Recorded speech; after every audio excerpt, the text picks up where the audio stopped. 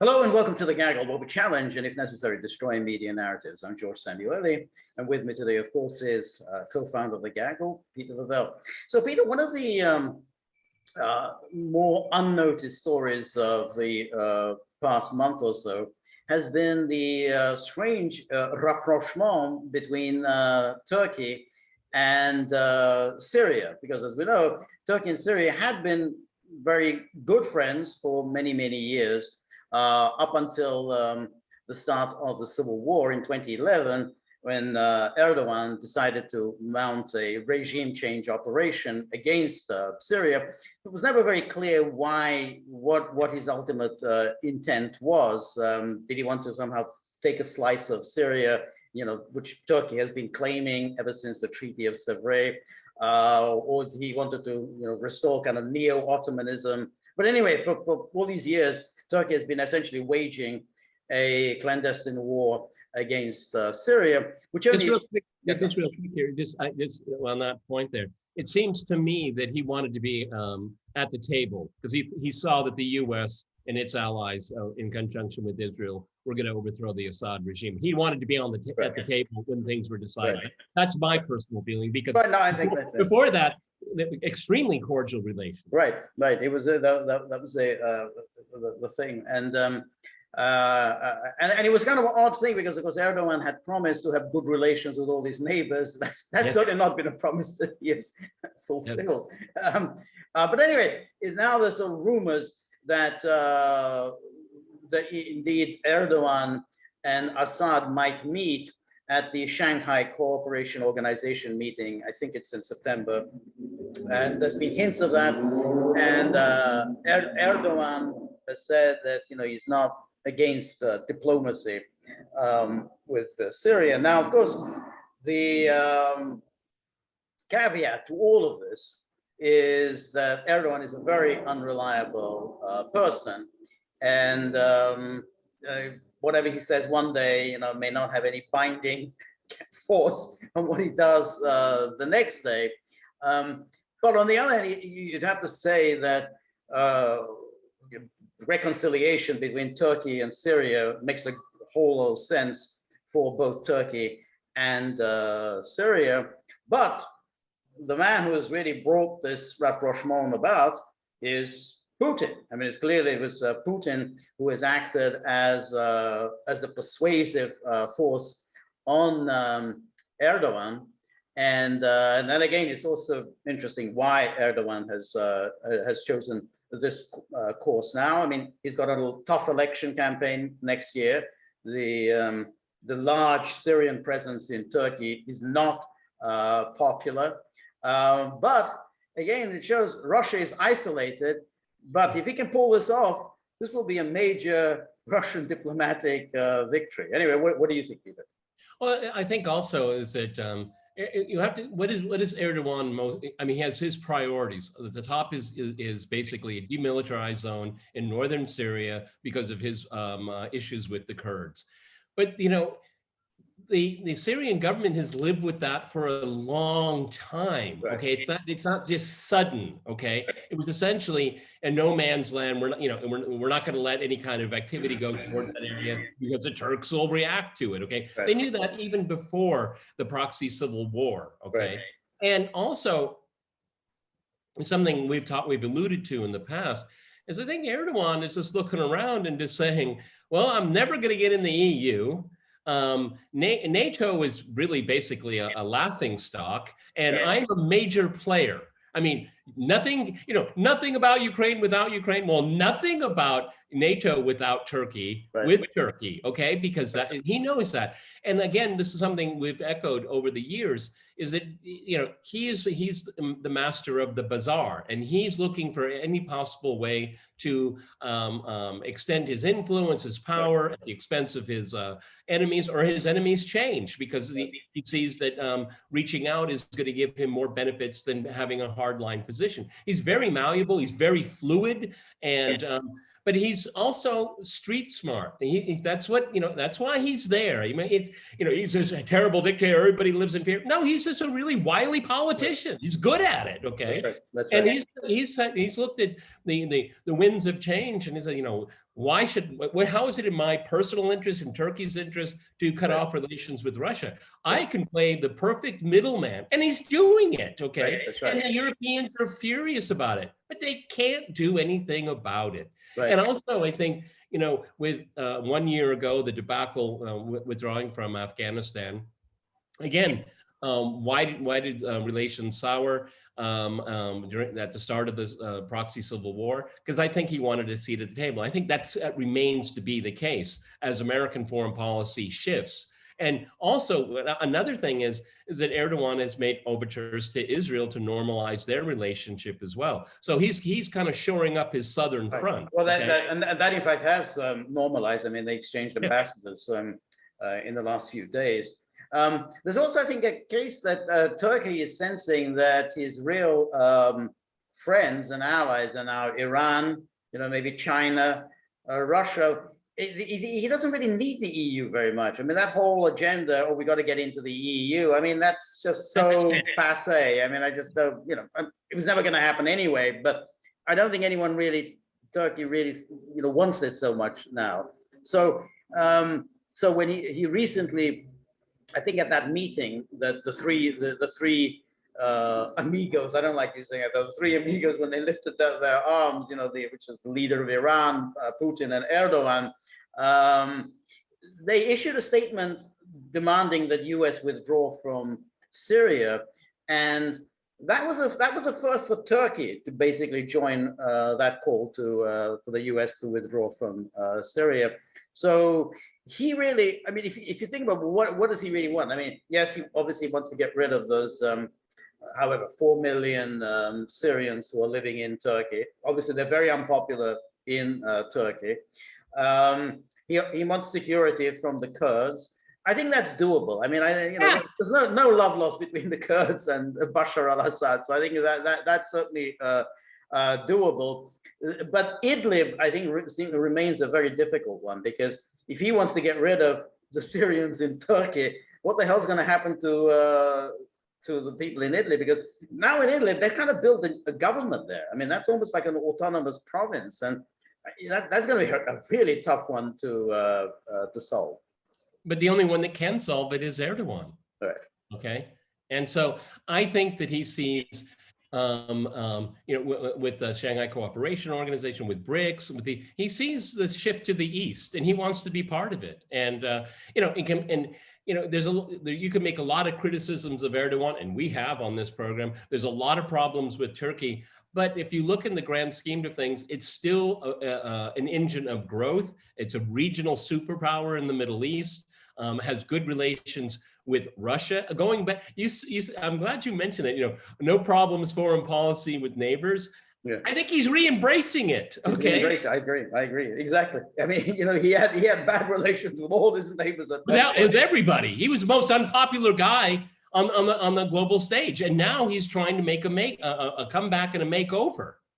Right. And going into Syria is very, very significant. And that trip to Tehran, I mean, again, because the West is so absorbed with itself, but the whole world looking at Turkey, Iran, and Russia. Whoa, what's going on here? That's really important. But it gets unreliable Erdogan talks to the mullahs and the Ruskies. That's not analysis. That's just a slur. It doesn't tell you anything. But there's a lot going on.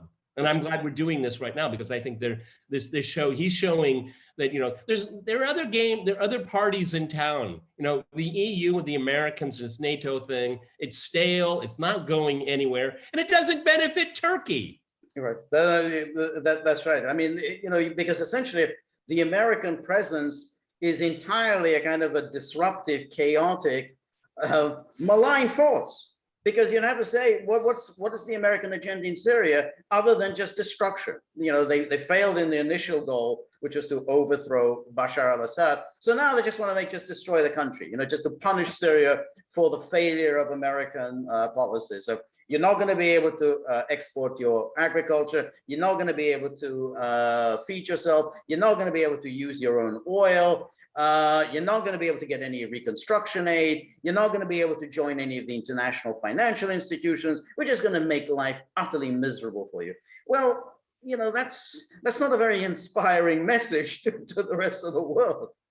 Well, no, and also, with the illegal presence of American forces in Syria, once they're withdrawn, because the Kurds, remember that? Right. Well, right. you're right. There's no love loss between Assad and the Kurds, but they have not gone to war with each other. Okay.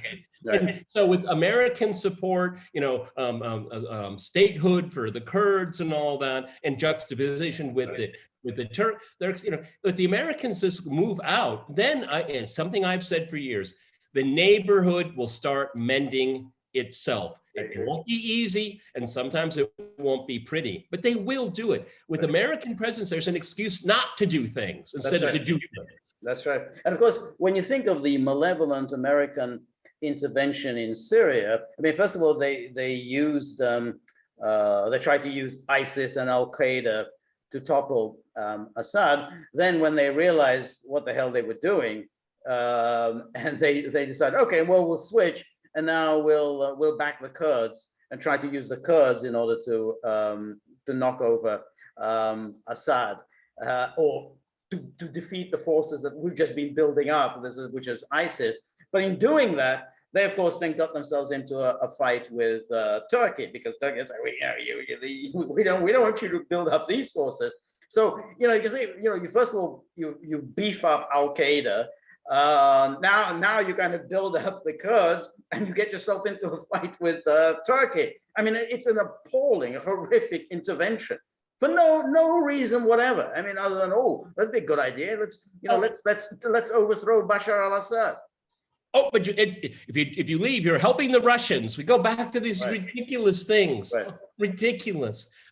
Everyone, irrespective of what you think of the Assad government, the President Assad himself, you can have as many opinions if you want. But there's one thing that's undeniable. He fought ISIS, he fought Al Qaeda, and the Americans worked against him fighting them. I mean, every once in a while on these ridiculous talk shows, but aren't we?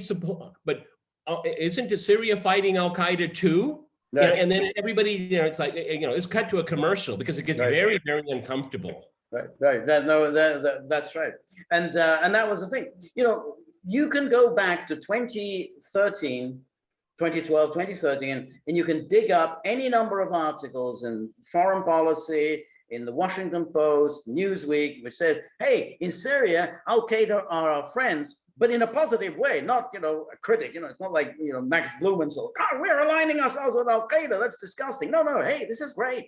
Enemy of my enemy is my friend. So they said, this is really cool. Let's use Al Qaeda. And there were so many of these articles. Just do a Google search and you'll find so many of them in Foreign Policy, and including, written by people who are now in the Biden administration. And then Trump changed that policy because he said, hey, well, why are we backing Al Qaeda? But then he goes and starts backing the Kurds, which is just as disastrous, at least from that point of view, that, now you're getting into a whole to do with Erdogan. Which anyone could have predicted, that he's not just going to tolerate you beefing up the Kurds in north of Syria. So it was an absolutely catastrophic policy, and when the subject that came up, whether, hey, does the Biden administration intend to withdraw from Syria? No withdrawal. We're staying on. We're staying put. And again, and the media, of course, oh, good, so we're staying put. That's good. Let's just stay in Syria. We don't know why, but we need to stay. And all of this, Erdogan is like a cat that falls out the window. He lands on his feet. Okay, he's looking for the strategic moment to go in there and land on his feet again. And I think this is what it's all part of it, because American influences is waning, and the sands of the shifting sands of the Middle East are really quite obvious. And what was only a few years ago, mortal enemies now turn into unlikely bedfellows. But that's where it's going. And again, the world is Russia's isolated, Russia's falling apart. No, the whole world, most of the world is saying, as we've said before, the Russians took on the entire collective West. and it's still standing. Okay, Right. and Erdogan is saying, yeah, these people are paper tigers. They talk more than they do anything. He's seeing it. He's seeing it. There's blood in the water, and of course he's going to do everything for his own personal gain and his vision of what Turkey will be. Is that the new Ottoman Empire? We don't know. Is this part of the deal working with the Syrians? We don't know. But I do know this. He sees what doesn't work. Yes. Yeah, no, that's right. It's kind of very interesting. I remember just after the start of the special military operation, and somebody, it was February 25th, 26th, and somebody wrote an article. I can't remember who it was. Maybe you remember if I talk about it. It says, take it from me, Putin is not going to lose this war because Putin has never lost any war that he's fought. Go back to the war he fought in Chechnya, the war before he fought in Georgia, the war he fought in Syria, the war what he did in Crimea. Putin does not lose wars, and therefore he's not going to lose this one. And I think that's and I think it's very interesting that Syria was another success story for Russia. Remember, people predicted this would blow up in Putin's face. You guys, it's because of the stenographers and so-called journalists. 6 weeks, 25 planes. That was the footprint that the Russians had in Syria, and they destroyed the caliphate. Okay, Donald Trump wants to take credit for it. That's perfectly fine with me because the caliphate's gone. That's what's most important. Right. 6 weeks, 25 planes. What has the Americans been doing there for years that they couldn't do in 6 weeks, 25 planes? Come on. That needs an explanation. That does. It's like, what and when did, I think, in 2014, I think was when formally the United States entered Syria. So they've been there formally. I mean, they were there obviously before, through the CIA, but formally the military intervention took place in 2014. 8 years, and what have they been doing? I mean, Aaron Mate, we were talking about earlier, he wrote about this. He said, well, one thing they're not doing is fighting ISIS. I mean, that's the one thing. So what are they doing there? I mean, it's, and that's it. And with Erdogan, he just sees that there's nothing in it for him there. Whatever he thought, and maybe he did think that Syria's finished, that he's not going to survive. He's going to follow. Take his cut. He's going to take his cut. He's going to follow Gaddafi. That is just that they're going to throw him out, and everyone's going to take a piece of the action. Syria is obviously going to take Israel. Rather is obviously going to take the Golan Heights. Maybe some chunk of it will, Syria will go to Jordan, something to Lebanon, and he's going to take his cut. I mean, maybe that was his the calculation. But then that's it. You see that paradigm is gone. So and he is also a financial beneficiary. He's getting quite a lot of assistance from Russia. I mean, which is interesting. I mean, he's getting financial assistance. I mean, Russia is such a budget surplus now that it's actually helping out the Turkish currency, which is which the Americans trashed on purpose. Exactly. So the Turkish lira is being saved by the Russians. So again, he realized who are his friends and who are not his friends. That is sometimes the most simple thing is the best explanation. Yeah. Erdogan sees who he gets benefits from. I mean, it's pretty simple, isn't it? Right. Okay, it's not rules-based order. Okay, it's not all the values. I mean, I'm sure he's looking at his translator. What does that mean? Okay, right, right. Yeah. I understand quid quo pro. Yes, I understand that because that's how politics work. Local politics, international politics. Right. Superpower politics, it's all about quid pro quo. That's the only thing you have to understand. You don't have to go to university to understand that, okay? Right. No, I agree. The one thing I really don't know, and I don't know how they're going to solve it, is the issue of Idlib, because that seems to be a very problematic. I mean, I can see that they can throw out whatever the 4 million Syrians who are living in Turkey, and then throw them back into Syria. Syria's obviously going to have to someone's going to have to cough up some money for Syria to rehouse and rehabilitate these people. But I don't know how they're going to resolve the Idlib problem. I mean, that's now a big kind of province of its own. It's going to be a difficult one because, again, if you throw them out, they're going to go to Turkey, and again, Erdogan doesn't want them. So that have to be some means of reintegrating some of the people, killing some other people. But I don't know how doable that is. To have an Ankara-Damascus reconciliation, that has to be in the cards. George and I don't know how that card will be played and resolved, but it has to be, because it's something that is untenable for the Assad government if you allow that to fester forever. And George is right. I mean, after all this time, it has become an autonomous operation all by itself. But if Erdogan withdraws his support, we know what the Assad government is going to do. Right. And he doesn't want, he doesn't want certain kinds of people coming into Turkey. Okay. Right. This is Al-Qaeda and ISIS and all, the 31 flavors of terrorism, whatever their name is today. He doesn't want them coming there too. Okay. That's what he's afraid of. He's afraid of that. And he created it. Now, let's see if he can have some kind of creative problem solving, because he created a problem. And he's the only one that can resolve it. Yes.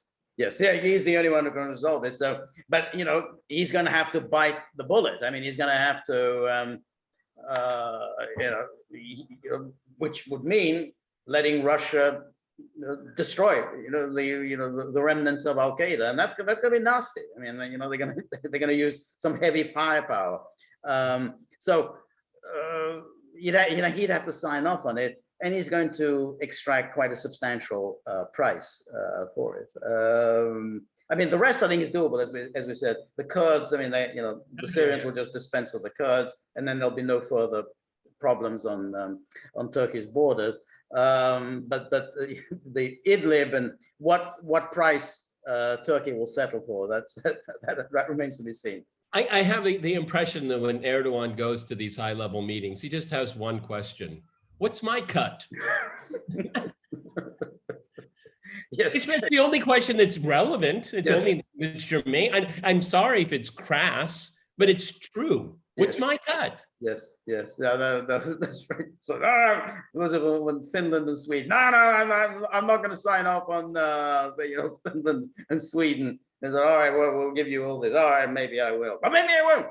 I'm still not happy. I might not agree to this. It's one of these things.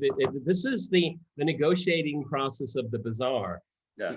When you get your final price, you got to have endurance. Okay. Right. When you think you have an agreement, and then say, it's like the 10-point agreement, and then or you pound out the 10th one, and then you say, can we go back to number 3? I have a couple of thoughts on that. Okay, that's how you're not part of the world. That's exactly how it works.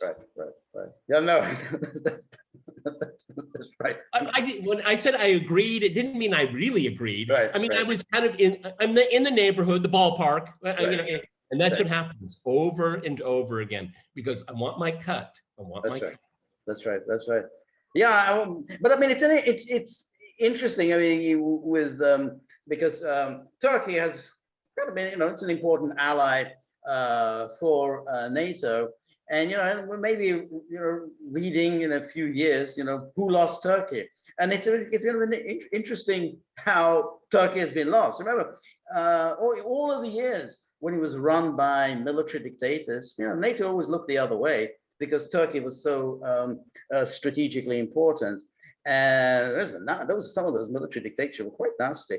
But with Erdogan, that really, he's kind of really drifted away from NATO, and that's a big problem.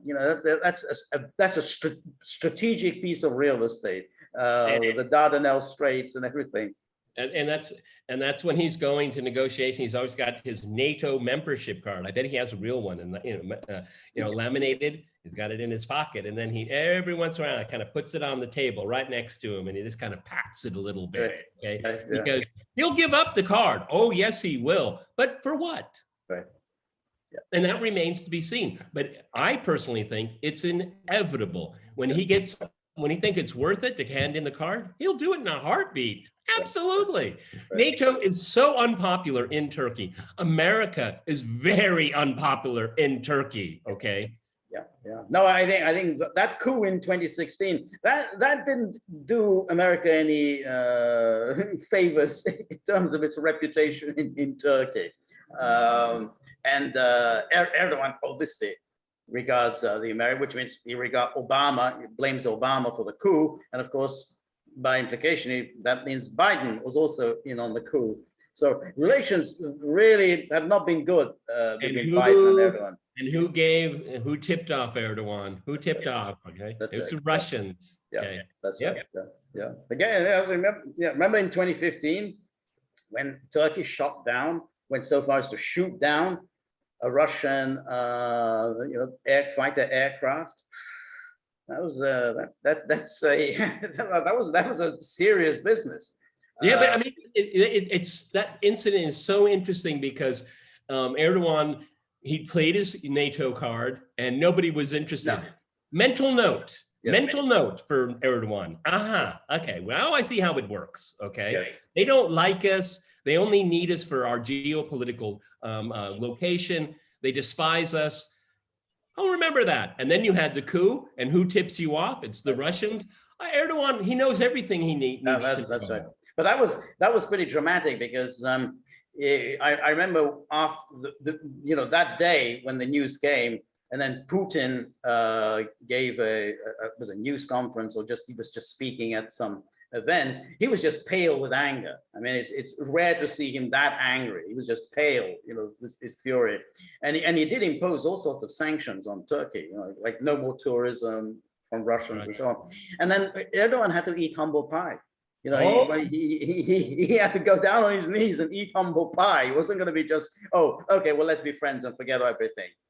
The symbolism of it was amazing. When Erdogan came and kissed the ring, it was in Sochi, and in the briefing room where Erdogan and Putin sat, there was a picture.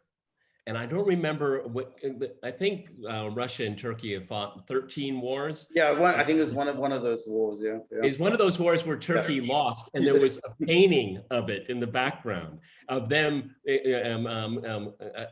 conceding defeat, and it was done purposefully. And I'm sure the Turks figured it out too.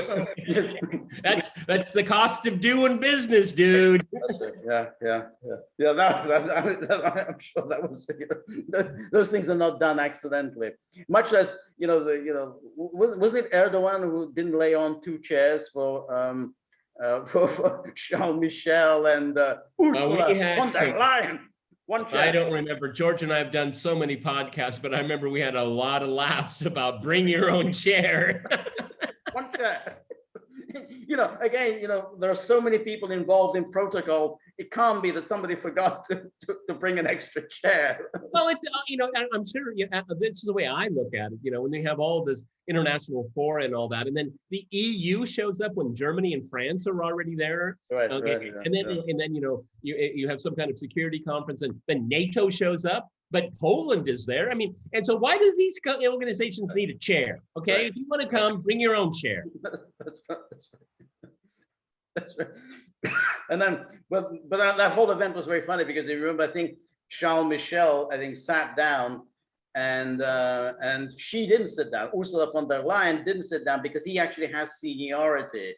He's the president of the European Council, which apparently is senior to the president of the European Commission. I don't know why, but he's seniority. So he sat down, she didn't, which not exactly very gallant, since it was the man who was sitting down and not the woman. But that, but Turkey laid that on very nicely and really enjoyed the embarrassment this caused among the Europeans. You guys have to understand, like the global South's reaction to the Western sanctions against Russia. This is time Turkey, you know, the sick man of Turkey, the number of times the West has been trying to slice and dice up Turkey. It's amazing that it actually still is in the form that it is, considering the coalition that arrayed against it so many different times. But this is time of sweet revenge. Revenge is a meal best served cold, okay? And we see this incrementally, step by step. Is that, you know, rules-based order, you know, Africa is with us, and we don't know what that term means, okay? Right. You know, we don't know what you're talking about, and we know who you are. We know who you are really well, actually. That's right. Yeah, no, that's right. And I think that Turkey is a very good example of power that is basically on Ukraine, has not joined in on anything against Russia, hasn't joined in the sanctions regime. And basically, it's taken the position, hey, we're friends with everybody. You know, we're here to act as an honest broker. So that that just shows that we're not joining your little games. Well, and also to finish up, remember, Erdogan did come out quite forcefully about Crimea returning to Russia after the 2014 coup in Kiev, and it's not because he was pro-Ukrainian, is because you have to remember, everyone, Crimea used to be part of the Ottoman Empire, and they kind of would like it back. Okay, like it back. Yeah, you know, we're in line too. Okay. Yeah. Bring this is more than 200 years ago, but nonetheless, we always bring it up, and of course, and why not? I mean, if Israel can reclaim land after 2,000 years, why can't we reclaim land after 200 years? So yeah. It shows you the type of character that Erdogan is. It's that he's not ideologically driven. He's self-interest driven. And people that are self-interest driven, and they may have the wrong interests, I can agree with that, but they're very successful. If you're ideologically driven, we need a low carbon world. I mean, I'm not really sure what that means, okay? But no, I think I want this piece of territory for my people. That's very easy to understand. Right. No, I think that's a very good point. I think that's something that I think Trump wanted to institute as part of U.S. foreign policy. He didn't succeed, because no one around Trump was really in on such an idea. But that's basically what he was thinking. Like, what's in it for us? I want something tangible in my hands. I don't want a lot of talk about democracy and values. I something, give me oil or coal or pipelines, or just something that I'm getting for it. Not just democracy just doesn't cut it for me. Yeah, exactly. And that is one of the biggest problem that we have right now, is that when you have major powers in the West that are ideologically driven, people outside of that bubble have no idea really what they're doing. And as a matter of fact, outside of that bubble, saying you're really hurting yourself. I mean, why are you doing it? Okay. Right. Yeah. No. We wouldn't do that. We wouldn't do that. Okay. That's right. And as far as I recall, Erdogan was not invited to the democracy summit, the Biden democracy summit. I guess it was lost. The invite was lost. The invite was like Viktor Orban and Erdogan were the two ne'er-do-wells of NATO who didn't get an invite. Sorry, NATO may be about values, but I think you won't be at the party. So there it is. I don't think either was terribly well, not getting I think I can say with a great deal of assurance, interests trump values. Right. 7 days a week. Right. That's history, folks. That's history. Yeah, absolutely. That's the way it works. All righty. We're going to keep an eye on this. It's been festering for a long time, but rapprochement in the Middle East is a big deal. Okay. And one of the most important outcomes is that Iran, well, it's not so isolated, is it? Okay. No, a lot of these countries are not so isolated, are they? No, that's a very good point. Exactly. Iran is not isolated. This is not, Khomeini in 1980. I mean, I think people have still, the clock is still back in the sort of the good old days, 40, 50 years ago. No, this is not, this is not 1980 anymore. I love the phrase, the West has the clocks, but everybody else has the time. Right. Okay. All right, everybody. This is Peter and George. We are The Gaggle. We're on Locals, so please go to thegaggle.locals.com. Please visit our store. And in about 24 hours, yes, the waiting is over. The waiting is finally over. That's this brutal nightmare of no live streams on locals will finally come to an end. So yeah, 3 p.m. Eastern time tomorrow. Please join me. Always a lot of fun. Come with comments, criticisms, suggestions, and little buddy needs to make an appearance, even if, mentally, when you think, hey, what's in my pockets? Let me dunk it into his tip jar, because the alternative is that he's going to have a lot to say about the matter, and it's not that can be. It won't be pretty. It's not pretty, like this, as the Chihuahua fatwa, as Peter says. That's not you don't want to be at the wrong end of that one. So, come with, we're very grateful for all of your help and friendship and support. The more you're able to donate, the more of these videos we can make, the more we can invest in new technology, and above all, the more likely it is that Buddy will hold back on the fatwa. So remember, if you like the gaggle, please like, share, and subscribe. See you soon. Bye.